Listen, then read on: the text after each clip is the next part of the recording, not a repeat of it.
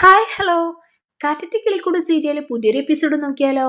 എന്തായാലും മറ്റുള്ളവരുടെ ജീവിതം നന്നാവാൻ വേണ്ടിയിട്ട് സ്വന്തം ജീവിതം ത്യാഗം ചെയ്യുന്ന നമ്മുടെ സുഭാഷ് ഏട്ടന്റെ ജീവിതം വളരെ പരിതാപകരമാണ്. ഇത്രയും കാലം സ്വന്തം ജീവിതത്തിന് വേണ്ടി യാതൊരുവിധ മുൻകൈയും എടുക്കാത്ത ഒരാളാണ് നമ്മുടെ സുഭാഷ് ഏട്ടൻ. ഇപ്പോൾ ഇതാ ആദ്യമായിട്ട് സ്വന്തമായിട്ട് തനിക്ക് കല്യാണം കഴിക്കാൻ വേണ്ടിയിട്ട് അതിനൊക്കെ മുന്നൊരുക്കങ്ങളായിട്ട് താൻ തന്നെ പുറപ്പെട്ടിരിക്കുകയാണ്. പക്ഷെ അത് ചെന്നെത്തിയതോ വല്ലാത്തൊരു സങ്കടകരമായിട്ടുള്ള ഒരു വാർത്തയിൽ തന്നെയാണ്. ഇങ്ങനെ ഒരു കല്യാണം ബ്രോക്കറെ കണ്ട് ശരിയാക്കിയതും അവിടെ പോയി എല്ലാം റെഡിയാക്കിയതും ആ പെൺകുട്ടിയെ കണ്ടിട്ട് പേഴ്സണലായിട്ട് സംസാരിച്ചതും അതുപോലെ തന്നെ നിശ്ചയം വരെ എത്തിച്ചതും എല്ലാം സുഭാഷ് ഏട്ടൻ്റെ ഒരു റിസ്കിൽ തന്നെയാണ് കേട്ടോ. ഇത് പല പ്രാവശ്യം ഇത് വേണ്ടാന്ന് പറഞ്ഞെങ്കിലും പക്ഷെ സുഭാഷ് ഏട്ടൻ സമ്മതിച്ചില്ല. എന്തിനായിരുന്നു എന്നുള്ളത് പിന്നീടാണ് മനസ്സിലായത്. ഇതിൻ്റെ ഒരു ഭാഗമായിട്ട് തന്നെ ഇത്രയും കാലം തെറ്റി പിണക്കത്തിലായിരുന്ന അവരുടെ അമ്മാവൻ, അതായത് നമ്മുടെ ഗംഗാധര മാമനും അതുപോലെ തന്നെ ലളിത ചേച്ചിയെയും എല്ലാവരെയും വിളിച്ചിട്ടാണ് അവർ ഈ ഒരു നിശ്ചയത്തിനായിട്ട് ഒരു വണ്ടിയിൽ അങ്ങോട്ട് പെണ്ണിൻ്റെ വീട്ടിലേക്ക് പോകുന്നത്. സുഭാഷ് ഏട്ടൻ്റെ സ്വന്തം ഇഷ്ടപ്രകാരമാണ് അവിടെ പോയിട്ട് അവരെയൊക്കെ ക്ഷണിച്ചത് കേട്ടോ.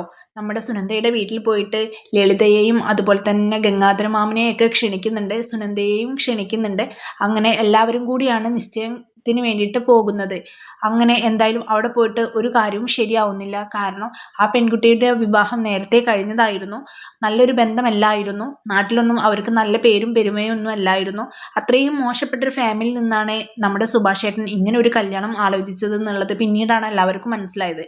പക്ഷേ ഇത് ശരിയായി കഴിഞ്ഞതിന് ശേഷം തന്നെ, അതായത് നമ്മുടെ ഹരീഷിനും സുധീഷിനും കുറച്ച് വിവരങ്ങളൊക്കെ കിട്ടിയിരുന്നു അത്രയും മോശപ്പെട്ടൊരു ഫാമിലിയാണെന്ന്. പക്ഷേ അത് സുഭാഷ് ഏട്ടനോട് പറഞ്ഞു കഴിഞ്ഞാൽ സുഭാഷ് ഏട്ടന് വിഷമാവും. പിന്നെ സുഭാഷ് ഏട്ടന് അത്രമാത്രം കോൺഫിഡൻസ് ഉള്ളത് കൊണ്ടും ഇവർ പിന്നെ വെറുതെ വിഷമിപ്പിച്ചില്ല എന്ന് മാത്രമാണ്.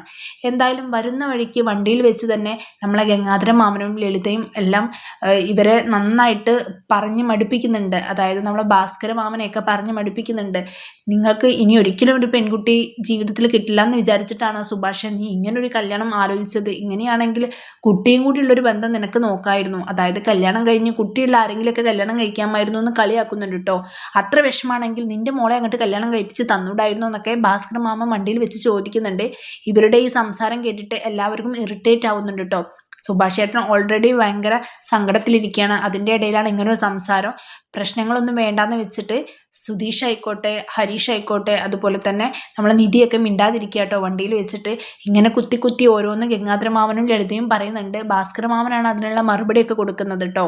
അപ്പോൾ അങ്ങനെയാണെങ്കിൽ നിന്റെ മകളെ കല്യാണം കഴിച്ച് തന്നൂടെ എന്ന് ചോദിക്കുന്നുണ്ട്. അന്ന് തന്നെ വീട്ടിൽ വന്ന സമയത്ത് അത് ചെയ്താൽ മതിയായിരുന്നു, പക്ഷെ വേണ്ടെന്ന് വെച്ചു, അതുകൊണ്ട് എന്തായി ഇങ്ങനെയായിപ്പോയി എന്നൊക്കെ പറയുന്നുണ്ട് കേട്ടോ.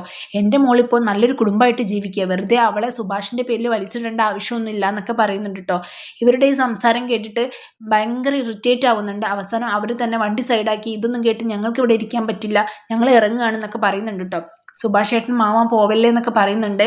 പക്ഷേ ഭാസ്കര മാമൻ, അതായത് നമ്മുടെ ഭാസ്കരൻ അച്ഛനൊക്കെ പറയുന്നുണ്ട് ഇറങ്ങി പോവാണം, പൊക്കോട്ടെ, വെറുതെ എന്തിനാ മെനക്കെടുപ്പിക്കാൻ. സുധീഷും പറയുന്നുണ്ട് പോണവരൊക്കെ പോട്ടെ എന്ന് പറയുന്നുണ്ട് കേട്ടോ. സുനന്ദയെ വിളിച്ച് എണീപ്പിക്കുന്നുണ്ട്. നീ എന്ത് കാണാൻ നിൽക്കുക, ഇറങ്ങടി എന്നൊക്കെ പറഞ്ഞിട്ട് വണ്ടി സൈഡാക്കി അങ്ങനെ വണ്ടിയിൽ നിന്ന് അവർ പാതി വഴിയിൽ വെച്ച് തന്നെ ഇറങ്ങി പോകുന്നുണ്ട് കേട്ടോ. നമ്മളായിട്ട് വിളിച്ചു വരുത്തിയതല്ലേ, നമ്മളിങ്ങനെ പെരുമാറുന്നത് ശരിയാണോ എന്നൊക്കെ ഭാസ്കരൻ അച്ഛൻ്റെ അടുത്ത് സുഭാഷ് ഏട്ടൻ ചോദിക്കുന്നുണ്ട് കേട്ടോ. അതിനൊക്കെ തർക്കുത്തരമായിട്ടാണ് ഭാസ്കരൻ അച്ഛൻ മറുപടി പറയുന്നത്. എന്തായാലും സങ്കടകരമായിട്ടുള്ളൊരു യാത്ര തന്നെയായിരുന്നു അവരുടെ തിരിച്ചു വരവ്. അങ്ങനെ വന്ന് വീട്ടിലെത്തിക്കഴിഞ്ഞതിന് ശേഷം എല്ലാവരും കൂടി ഇരുന്ന് സംസാരിക്കുകയാണ്. സുഭാഷ് ഏട്ടൻ ഒന്നും മിണ്ടുന്നില്ല. സുധീഷ് ആണെങ്കിലും ഹരീഷ് ആണെങ്കിലും ഓരോന്ന് പറയുന്നുണ്ട്. എന്തിനായിരുന്നു സുഭാഷ് ഏട്ടൻ ഇങ്ങനെ ഒരു എടുത്തുചാട്ടം? ഇത്രയും കാലം സ്വന്തം കല്യാണത്തിന് യാതൊരുവിധ ഒരുക്കങ്ങളും നടത്താത്ത സുഭാഷ് ഏട്ടനാണ് ഇപ്പോൾ സ്വന്തമായിട്ടൊരു തീരുമാനം എടുത്ത് അതൊരു നിശ്ചയം വരെ എത്തിച്ചിരിക്കുന്നു. അതിപ്പോൾ ഇങ്ങനെയോ ആയി, എന്തിനു വേണ്ടിയിട്ടായിരുന്നു ഇതൊക്കെ ചെയ്തതെന്ന് ചോദിക്കുന്നുണ്ട് കേട്ടോ.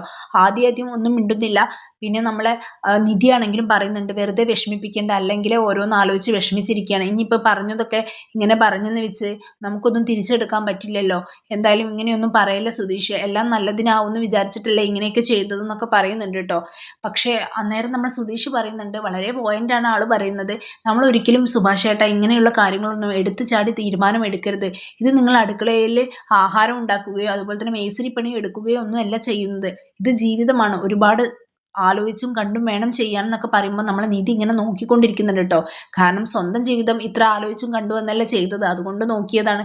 ഞാൻ പറഞ്ഞെന്നേ ഉള്ളൂ എന്നൊക്കെ സുധീഷ് പറയുന്നുണ്ട് കേട്ടോ. അന്നേരം ഹരീഷ് പറയുന്നുണ്ട് സുധീഷ് ഏട്ടൻ പറഞ്ഞതിലും കാര്യമുണ്ട് എന്നൊക്കെ. എന്തായാലും അവസാനം സുഭാഷ് ഏട്ടൻ തന്നെ സത്യം പറയുന്നുണ്ട്. ഞാൻ ഇങ്ങനെ ഒരു തീരുമാനം എടുത്തത് തന്നെ ഹരീഷിന്റെ കല്യാണം നേരത്തെ നടക്കാൻ വേണ്ടിയിട്ടാണ്. ഞാൻ കാരണമാണല്ലോ ഹരീഷിന്റെ കല്യാണം നടക്കാതെ പോകുന്നത്. എൻ്റെ കല്യാണം കഴിഞ്ഞാൽ ഹരീഷിന്റെ കല്യാണം ഉണ്ടാവുമെന്നാണ് എന്നോട് നീതു പറഞ്ഞത്. അതുകൊണ്ടാണ് ഞാൻ അന്ന് തന്നെ ബ്രോക്കറെ കണ്ട് ഇങ്ങനെ സംസാരിച്ചതെന്നും പറയുന്നുണ്ട് കേട്ടോ. അന്നേരം തന്നെ ഹരീഷിന് ആകെ ചൂടാവുന്നുണ്ട്. നീതു സുഭാഷേന്റെ അടുത്ത് അങ്ങനെ പറഞ്ഞു എന്ന് ചോദിക്കുന്നുണ്ട് കേട്ടോ. അങ്ങനെയല്ലടാ, അവളെ ഞാൻ വഴിയിൽ വെച്ച് കണ്ടപ്പോൾ അവളൊരു തമാശ രൂപേണ പറഞ്ഞതാണെന്ന് പറയുന്നുണ്ട് കേട്ടോ. ഈ ഒരു പരിപാടിക്ക് അവരുടെ കൂടെ നീതുവും പോയിട്ടുണ്ടായിരുന്നു, അവളെയും വിളിച്ചിട്ടുണ്ടായിരുന്നു കേട്ടോ. അപ്പോൾ അത് കേട്ടപ്പോൾ നമ്മൾ ഹരീഷിന് ഭയങ്കര വിഷമായി. കാരണം അങ്ങനെ നീതു പറഞ്ഞത് കൊണ്ടാണ് സുഭാഷ് ചേട്ടന് ഇങ്ങനെ ഒരു ഗതികേട് വന്നതെന്ന് വിചാരിക്കുന്നുണ്ട് കേട്ടോ. ഇത് കേൾക്കുമ്പോൾ സുധീഷിനും ദേഷ്യം വരുന്നുണ്ട്. സുധീഷ് പറയുന്നുണ്ട് ഹരീഷ് എന്താ കെട്ടുപ്രായമായിട്ട് നിൽക്കുകയാണോ? മറ്റുള്ളവരുടെ ജീവിതം നന്നാൻ വേണ്ടിയിട്ട് സ്വന്തം ജീവിതം കോഞ്ഞാട്ടമായിക്കോട്ടെ എന്ന് വിചാരിക്കുവോ? എന്തിനാ സുഭാഷ് ചേട്ടൻ ഇത്ര പാവാവുന്നത്? സുഭാഷ് ചേട്ടന്റെ കാര്യം ആലോചിക്കുമ്പോൾ പേടി തോന്നുന്നുണ്ട്. ഒരാൾ ഇത്രമാത്രം പാവായാൽ എങ്ങനെ ജീവിക്കാൻ പറ്റും എന്നൊക്കെ ചോദിക്കുന്നുണ്ട്. ഹരീഷ് എന്തായാലും സുഭാഷ് ചേട്ടൻ പറഞ്ഞത് സീരിയസ് ആയിട്ട് എടുത്തിട്ടുണ്ട്. പക്ഷേ സുഭാഷ് ചേട്ടൻ അന്നേരം തന്നെ പറഞ്ഞിട്ടുണ്ടായിരുന്നു നീതു തമാശയ്ക്ക് പറഞ്ഞതാണ്, അല്ലാതെ സീരിയസ് ആയിട്ടൊന്നും പറഞ്ഞതല്ല എന്നൊക്കെ. പക്ഷേ ഹരീഷ് അല്ല ആള്, ഒരിക്കലും അത് വെറുതെ വിടാൻ പോകുന്നില്ല.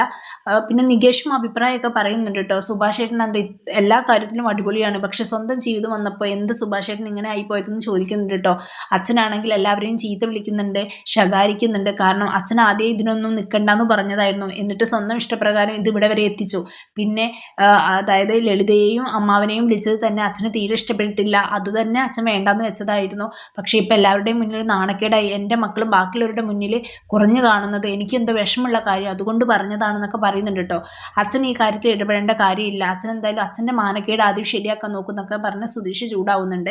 ഞാൻ പോയേക്കാം, ഞാൻ എന്ത് പറഞ്ഞാലും തെറ്റാണല്ലോ, അതുകൊണ്ട് ഞാൻ ഇനി ഇവിടെ നിൽക്കുന്നില്ല എന്നൊക്കെ പറഞ്ഞ് അന്നേരം നമ്മുടെ ഭാസ്കരൻ അച്ഛൻ അവിടുന്ന് സ്കൂട്ടാവുന്നുണ്ട് കേട്ടോ. നമ്മുടെ സുഭാഷേൻ്റെ കൂടെ പണിയെടുക്കുന്ന ആ ഒരു ബായി അവിടെ ഉണ്ടായിരുന്നു, അയാൾ ഇതൊക്കെ കേട്ട് നിൽക്കുന്നുണ്ടായിരുന്നു. അയാളും പരിപാടിക്ക് പോയിട്ടുണ്ടായിരുന്നു കേട്ടോ.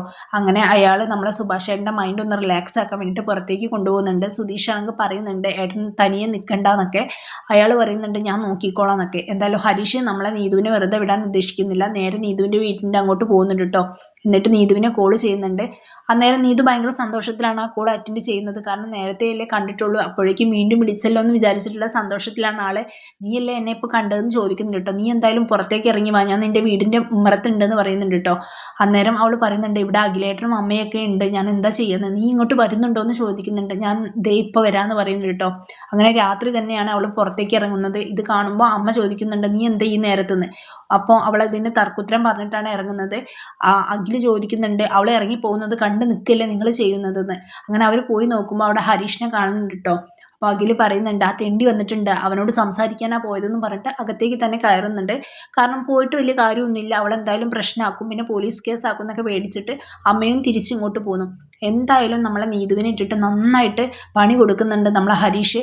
എല്ലാ കാര്യങ്ങളും ചോദിച്ച് മനസ്സിലാക്കുന്നുണ്ട്. ആദ്യം നീ എൻ്റെ ഏട്ടനോട് എന്തെങ്കിലും പറഞ്ഞിരുന്നോ, സുഭാഷ് ഏട്ടനോട് എന്തെങ്കിലും പറഞ്ഞിരുന്നോ, നിന്നെ കൊണ്ടാണ് സുഭാഷ് ഏട്ടന് ഇങ്ങനെയൊക്കെ സംഭവിച്ചത്. അന്നേരം ആദ്യം അവൾക്ക് ഓർമ്മ വന്നില്ല, പിന്നെ അവൾക്ക് കാര്യം മനസ്സിലായി. ഞാൻ സുഭാഷ് ഏട്ടനെ കണ്ടപ്പോൾ ഇങ്ങനെ പറഞ്ഞിരുന്നു, സുഭാഷ് ഏട്ടനും പെട്ടെന്ന് കല്യാണം കഴിക്കണം, എന്നാലേ ഞങ്ങളുടെ കല്യാണം ശരിയാവുള്ളൂ എന്ന് ഞാൻ പറഞ്ഞിരുന്നു, അതൊരു തെറ്റാണോ എന്ന് ചോദിക്കുന്നുണ്ട് കേട്ടോ. എൻ്റെ ഏട്ടൻ്റെ ജീവിതം കുളം തോണ്ടിയിട്ട് നിനക്കൊരു കല്യാണം കഴിക്കണല്ലേ, അത്രയ്ക്ക് നിനക്ക് പൂതി ഉണ്ടെങ്കിൽ നീ വേറെ ആരെങ്കിലും നോക്കിക്കോ, എനിക്കെന്തായാലും പറ്റില്ല. അന്ന് എൻ്റെ വീട്ടിലേക്ക് നീ വന്ന സമയത്ത് നിന്നെ ഞാൻ പേഴ്സണലായിട്ട് വിളിച്ചിട്ട് എൻ്റെ എല്ലാ കാര്യങ്ങളും പറഞ്ഞതാണ്. എനിക്ക് വേണമെങ്കിൽ വീട്ടിൽ വെച്ച് ആ കാര്യം പറയായിരുന്നു, പക്ഷേ അവിടെ വെച്ചത് പറഞ്ഞു കഴിഞ്ഞാൽ സുഭാഷ് ഏട്ടന് ഫീലാവും, സുഭാഷ് ഏട്ടൻ കാരണമാണ് നമുക്ക് കല്യാണം കഴിക്കാൻ പറ്റാത്തതെന്ന് മനസ്സിലാവും എന്ന് വിചാരിച്ചിട്ടാണ് ഞാനത് പറയാതിരുന്നത്. എല്ലാം ഒറ്റയടിക്ക് നീ നശിപ്പിച്ച് കളഞ്ഞല്ലോ ഡി ഒക്കെ ചോദിച്ച് അവളോട് ചീത്ത വിളിക്കുന്നുണ്ട് കേട്ടോ. എന്നെ ഇങ്ങനെ ചീത്ത പറയല്ലേ ഹരീഷ് എന്നൊക്കെ അവൾ പറയുന്നുണ്ട് കേട്ടോ. എനിക്കെന്തായാലും നിൻ്റെ ഈ കളിക്ക് പറ്റില്ല, ഞാൻ എന്തായാലും ഇപ്പം നിന്നെ കല്യാണം കഴിക്കാൻ വേണ്ടിയിട്ട് ഉദ്ദേശിക്കുന്നില്ല. എന്നാണോ എൻ്റെ സുഭാഷ് ഏട്ടൻ നല്ലൊരു ബന്ധത്തിന് കല്യാണം കഴിക്കുന്നത് അന്നേ എനിക്ക് നിന്നെ സ്വീകരിക്കാൻ വേണ്ടിയിട്ട് പറ്റുള്ളൂ. അതുവരെ നിനക്ക് എന്നെ കാത്തിരിക്കാൻ പറ്റുമെങ്കിൽ നീ കാത്തിരിക്കുക, അല്ലെങ്കിൽ നീ കാത്തിരിക്കേണ്ട, നീ നിൻ്റെ പണി നോക്കിടി എന്ന് പറഞ്ഞിട്ട് അവളെ കൈകൊണ്ട് തട്ടിയിട്ടിട്ട് വണ്ടിയെടുത്ത് നമ്മളെ ഹരീഷ് പോകുന്നുണ്ട് കേട്ടോ. അതൊക്കെ കേട്ടിട്ട് അവൾക്ക് ഭയങ്കര സങ്കടമായി, അവൾ അവിടെ നിന്ന് കരയുന്നുണ്ട്.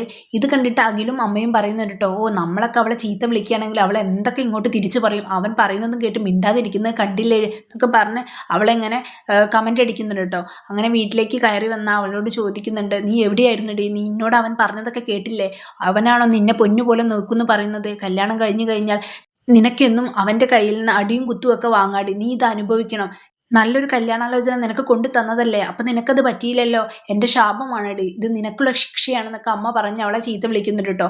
അവൾ കരഞ്ഞുകൊണ്ട് അകത്തേക്ക് കയറി പോകുന്നുണ്ട്. അങ്ങനെ ബെഡിലിരുന്ന് ഒരുപാട് നേരം കരയുന്നുണ്ട് കേട്ടോ. പാവം നമ്മളെ നീതു ഹരീഷിനോടുള്ള അത്രമാത്രമുള്ള സ്നേഹം കൊണ്ടാണ് സുഭാഷ് ഏട്ടനോട് ഇങ്ങനെ പറഞ്ഞത്. പക്ഷെ അതൊരിക്കലും സുഭാഷ് ഏട്ടൻ ഏതെങ്കിലും ഒരു ബന്ധത്തിൽ പോയി ചാടട്ടെ എന്ന് വിചാരിച്ച ആള് പറഞ്ഞതല്ല. കല്യാണം കഴിക്കണം എന്ന് ഒരൊറ്റ മീനിങ്ങേ ചെയ്തിട്ടുള്ളൂ. പക്ഷെ അത് ഇങ്ങനെ ആയിപ്പോയി. എന്തായാലും നമ്മൾ ആ ഹരീഷിന് ഇതൊന്നും അത്ര പിടിച്ചിട്ടില്ല. ഇതിന്റെ പേരിൽ ഇനി എന്തൊക്കെ പ്രശ്നങ്ങളാണോ ഉണ്ടാവാൻ പോകുന്നത് നമുക്ക് കണ്ടറിയാം. അപ്പോൾ എന്തായാലും കഥയിൽ എന്തൊക്കെയാണ് ഇനി സംഭവിക്കാൻ പോകുന്നതെന്ന് നമുക്ക് വെയിറ്റ് ചെയ്ത് കാണാം.